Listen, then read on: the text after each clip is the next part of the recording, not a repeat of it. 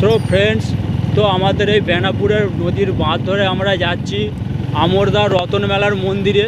তো জানি না কীরকম কী ভিডিওটা হবে, তো আশা করি দেখার চেষ্টা করো, যথাসাধ্য ভিডিওটা ভালো করার চেষ্টা করব। তোমাদের জন্য আমি আবার আজকে বেরিয়ে পড়েছি রতন মেলার ঝাঁপ দেখতে যেতে। তো জানি না কীরকম কী হবে, তো দেখো, আশা করি খুবই ভালো হবে। তো আমাদের অনেকটাই সময় বাকি আছে, অবশ্য আমরা সময় হাতে নিয়েই যাচ্ছি সেখানে রতন মেলার ঝাঁপ দেখবো বলে। তো চলো, দেখো সাইডে আমাদের নদী, আমাদের বেনাপুর নদী।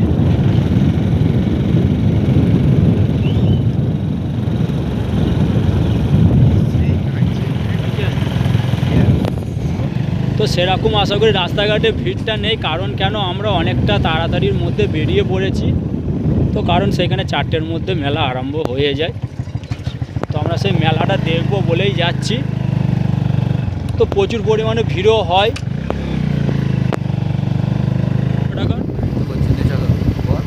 সো ফ্রেন্ডস, আমরা একটা খুব সুন্দর সুইট জায়গায় এসে গেছি, চতুর্দিকে গাছপালা আর গাছপালা। তো আমার দেখে খুবই ভালো লাগছে। তো গ্রামের এইটাই খুব মজাদার দৃশ্য, তো এইসব জিনিস ঝপ করে দেখতে পাওয়া যায় না। তো আমার দেখে খুবই ভালো লাগছে। তো সেই জন্যে দেখো চতুর্দিকে শুধু সবুজে সবুজ, চতুর্দিকে মাঠ ধান সব রকমেরই দেখতে পাবে। তো এই জায়গাটার নামটা অ্যাকচুয়ালি হচ্ছে ফতেপুর। আচ্ছা, প্রতাপপুর। তো এই আমাকে সব বলে দিচ্ছে। তো জায়গাটা সত্যিকার খুব সুন্দরই জায়গা, আমার দেখে খুবই ভালো লাগছে। তো সেই নিয়ে তোমাদের জন্য ভিডিও শ্যুট করলাম। তো কেমন লেগেছে প্লিজ একটু কমেন্ট করে বলবে। আশা করি তোমাদের খুবই ভালো লাগবে এইসব জায়গা। মাঝখানে রাস্তা, দুদিকে গাছ, গাছে গাছ, সবুজে সবুজ।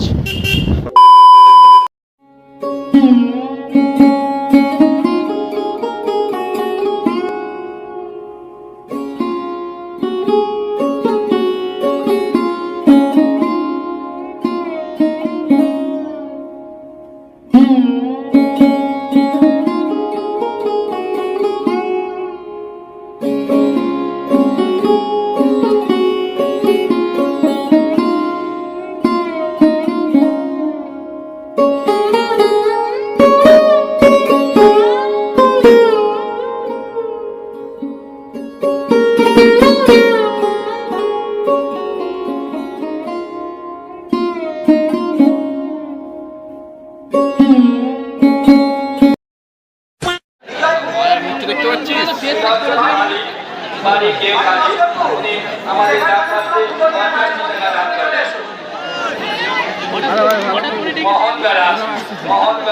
তুমি যেখানে দেখাতে পারো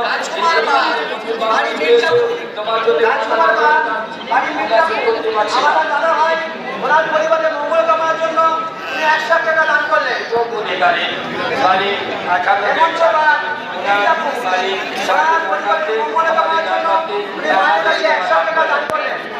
কত পয়সা কত দিকে নষ্ট হয়ে যায়।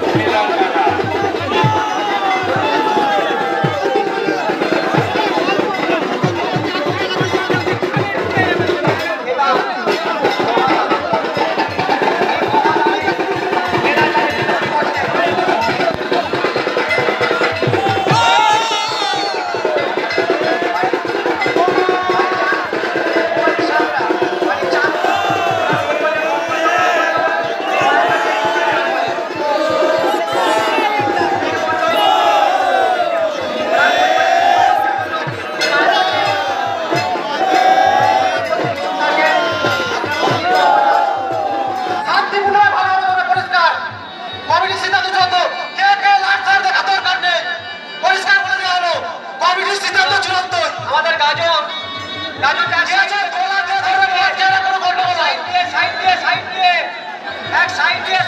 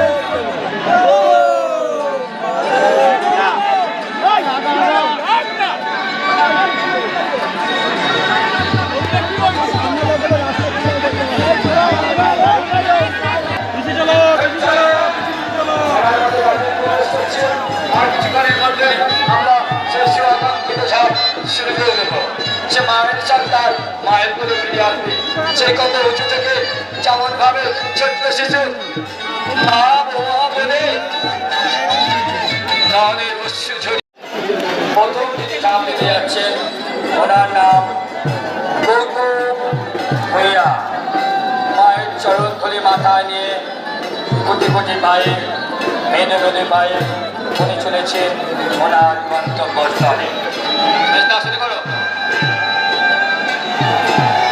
আমাদের প্রথম ছাপ, সেই প্রথম বিখ্যাত ছাপ, যে ছাপ গৌতম ভূঁইয়া, গৌতম ভূঁইয়া আমাদের প্রথম ছাপ যিনি দেবেন তাকে আমরা দেখতে পাবো। প্রথম ছাপ গৌতম ভূঁইয়া, আমাদের প্রথম ছাপ গৌতম ভূঁইয়া। আমাদের ঠাকুরমার মুখে শুনেছি, দাদুর মুখে শুনেছি, মায়ের মুখে শুনেছি, বাবার মুখে শুনেছি সেই ঐতিহাসিক গল্প। এটা গল্প নয়, যে সত্যিকারের বাস্তবে সত্যি। সেই বাস্তবে রূপার জন্য বহু সন্তান তারা ছুটে এসেছে, বাবুরের ন্যায় ছুটে এসেছে। অনেকে অসুস্থ হয়ে পড়েছে, তবু তারা সুস্থ হয়ে তাদের মনের জীবনে মনের আনন্দে তারা এসেছে এখানে। সেই গৌতম হয়ে ছোট্ট ছোট্ট পায়ে চলতে চলতে যিনি পৌঁছে গেছেন সেই চাঁদের পাহাড়। তাই আমরা মায়ের কাছে এক মনে এক আয় মনোবাক্যে আমরা প্রার্থনা করি, মায়ের সেই অমর সন্তান মায়ের কাছে যেন ফিরে আসে সে গৌতম ভূঁইয়া। মা, সেই জন্যই তো আমরা এই তোমার লীলা, এই তোমার খেলা দেখার জন্য আমরা আজকে পাগলের ন্যায় ছুটে এসেছি। বহু দূর দূরান্ত থেকে এই ঝাঁপ দেখার জন্য আজ আমরা এসেছি। আপনারা লক্ষ্য রাখবেন, আপনার চোখের পলকে এখনই সে মায়ের পক্ষে নেমে আসবে। মা তার দুটি হাত বাড়িয়ে দিয়ে মাকে ডাকছে, বলে সন্তান তুই নেমে আয়। সবাই মিলে মাকে দেখুন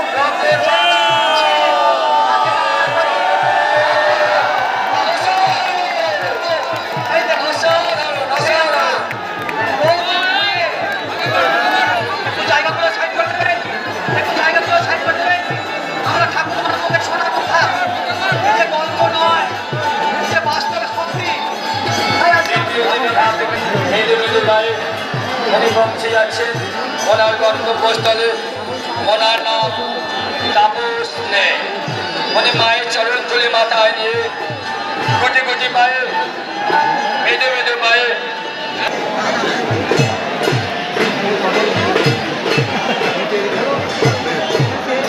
দেরি আছে।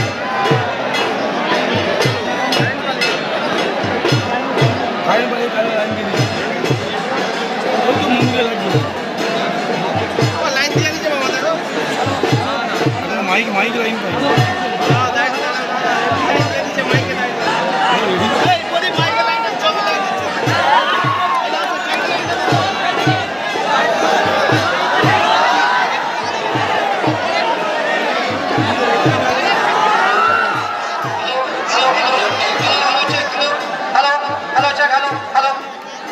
একটু আগে এক নয়নাভিরাম দৃশ্য আমরা দেখলাম।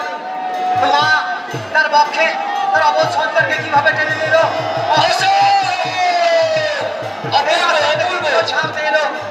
মায়ের মুখে মায়ের সন্তান, আমি তো ওই কান্না দেখে আমি কি থাকতে পারি সন্তান। ওনার গন্তব্যস্থলে ওনার নাম গয়ারাম দোলই। তৃতীয় যিনি ঝাঁপ দিতে যাচ্ছেন ওনার নাম গয়ারাম দোলই। মায়ের আর এক সন্তান, তিনি তার স্ত্রীর লক্ষ্যে পৌঁছে যাচ্ছেন। আর এক সন্তান তিনি হলেন ছোট পায়ে চলতে চলতে তিনি পৌঁছে যাচ্ছেন সেই চাঁদের শিখরে, সেই গয়ারাম দোলই। সেই গয়ারাম দোলই আমাদের তৃতীয় ছাপ তিনি বলবেন। সেই অবধ সন্তান তিনি চলেছেন ছোট্ট ছোট্ট পায়ে চলতে চলতে কি পৌঁছে যাব সেই চাঁদের চূড়ায়। তিনি তার চাঁদের চূড়ায় পৌঁছে গেছে, তিনি তার স্ত্রীর লক্ষ্যে পৌঁছে গেছে। সেই গয়ারাম দোলই তিনি মাকে ডাকছেন তাই মনোবাক্যে। তাই আমরাও মাকে ডাকি, মায়ের কাছে কামনা করি, এক তাই মনোবাক্যে মায়ের কাছে প্রার্থনা করি, মাগো তোমার দুটি সন্তানকে তুমি যেভাবে তোমার পক্ষে মা তোমার এই দ্বিতীয় সন্তানটিকে তুমি হস্ত বাড়িয়ে দিয়ে তোমার পক্ষে দিয়ে নাও মা। এই খেলা দেখার জন্য তো আমরা ছুটে আসি, এই লীলা দেখার জন্য তো আমরা ছুটে আসি। ঠাকুরের মুখে শুনেছি, দাদুর মুখে শুনেছি, এতে গল্প নয়, যে সত্যিকারের বাস্তব। তাই তো রতনপুরের মেলায় আমরা ছুটে আসি। এই লেখা কোনদিন ছিঁড়ে যাবে না, হৃদয়ে লেখা থাকলে কোনদিন মুছে যাবে না। চাপ চাপ স্মৃতি হয়ে কমন হয়ে যাবে, সেই লেখা আজ আমাদের হৃদয়ের মধ্যে থাকবে। যতদিন আমাদের হৃদয় থাকবে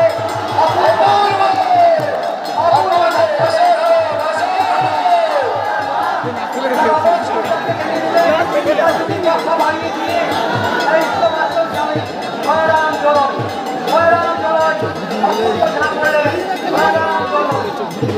চতুর্থ দিনে ঝাঁপ দিতে যাচ্ছেন, চতুর্থ ঝাঁপ যিনি দিতে যাচ্ছেন ওনার নাম বিকাশ নে। তারা বুঝতে পারছেন কেন আমরা আমরা সাহায্য নিতে চলেছি, নিয়েছি। সারা ভারতবর্ষের বুকে নয়, সারা পৃথিবীর বুকে, যাতে মায়ের স্মৃতি কথা, যাতে মায়ের ঐতিহাসিক কথা আমরা অলিতে গলিতে ছড়িয়ে দিতে পারি। এখনো কিছু জায়গা আছে হয়তো আমরা ছড়িয়ে দিতে পারছিলাম না, তাই আমরা এবছর ড্রোন ক্যামেরার সাহায্য নিয়ে এই মায়ের স্মৃতি কথা, মায়ের ঐতিহাসিক কথা আমরা অলিতে গলিতে যাতে ছড়িয়ে দিতে পারি, তাই আমরা ড্রোন ক্যামেরার সাহায্য নিয়েছি।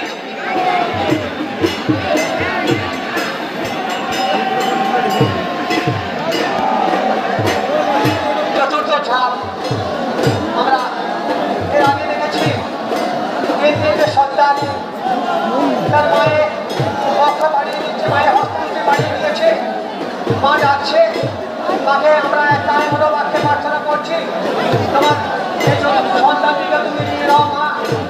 আমাদের চতুর্থ ঝাঁপ এখনই করবে, আমরা তাই একটা এমন বাক্যে তাকে স্মরণ করি, তাকে ডাকি, মা মাগো তোমার সন্তানকে তুমি যেভাবে দেখতে দিয়েছো মা, তোমার সন্তানকে তুমি হস্ত বানিয়ে দিয়েছো মা, আমরাও চাই তোমার এই চতুর্থ সন্তানটিকে তুমি তোমার হস্ত বানিয়ে দিয়ে তোমার পক্ষে দিয়ে নাও মা। এই দিনে দেখার জন্য আজ আমরা ছুটে আসি রতনপুর মন্দির প্রাঙ্গণে।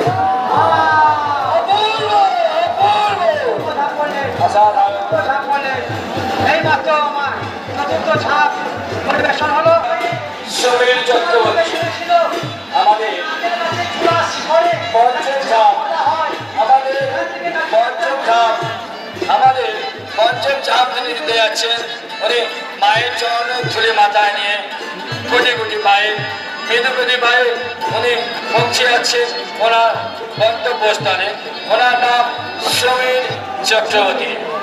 সমীর চক্রবর্তী ঝাঁপের সাথে যে নারকেল গাছটা দেখতে পাচ্ছি, এই নারকেল গাছের বয়স আর বহু নিয়ে অন্তত না হলে 100 বছর। আমার বাবার মুখে শুনেছি এই নারকেল গাছটি ঐতিহাসিক কথা। আমরাও আজকে আমার ছেলেদের কাছে আমরা এই গল্প কথা শুনে বলেছি, সেই নারকেল গাছের শিকড় থেকে আজকে ঝাঁপ বাঁধা হয়। একটা সন্তান তার মাকে ডাকতে ডাকতে কিভাবে তার মায়ের পক্ষে নেমে আসছে, এ মায়ের কথা, এই যে মায়ের খেলা, এই যে মায়ের লীলা।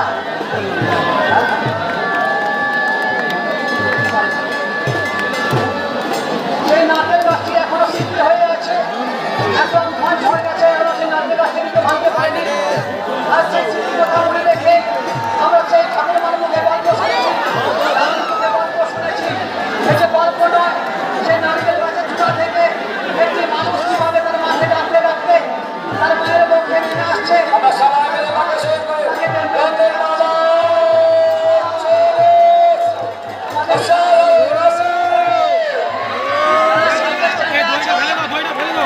A few moments later. So friends, রতনমেলার ঝাঁপটা বেশি আর বাড়াচ্ছি না, আশা করি ভিডিওটা অনেকটাই হয়ে গেছে। তো রতনমেলার ঝাঁপটা কেমন কি লেগেছে প্লিজ একটু কমেন্ট করে বলবে। তো তার সাথে আবার নেক্সট ব্লগে দেখা হচ্ছে। Bye, take care.